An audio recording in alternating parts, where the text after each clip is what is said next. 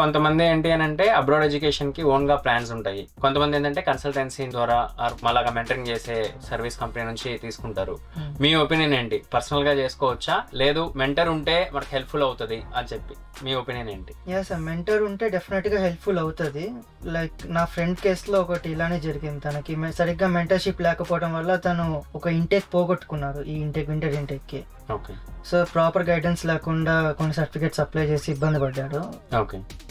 దాన్ని ఓవర్కమ్ చేయడానికి, మన టైం సేవ్ చేసుకోవడానికి సో మెంటరింగ్ ఉంటే బెస్ట్ అని నా ఫీలింగ్. రైట్, మీకు టైం సేవ్ అవుతుంది, అది కాకుండా ఎర్రర్ ఫ్రీ ఉంటుంది ప్రాసెస్ అనేది. అవును సార్, మెంటర్ గైడెన్స్ ఉంది. నెక్స్ట్ మీకు ఏపీఎస్ ప్రాసెస్ చేసాం. ఏపీఎస్ ప్రాసెస్ లో మీకు ఏమైనా ఇబ్బందులు వచ్చాయా, లేదా ఫ్రీగా జరిగిపోయింది?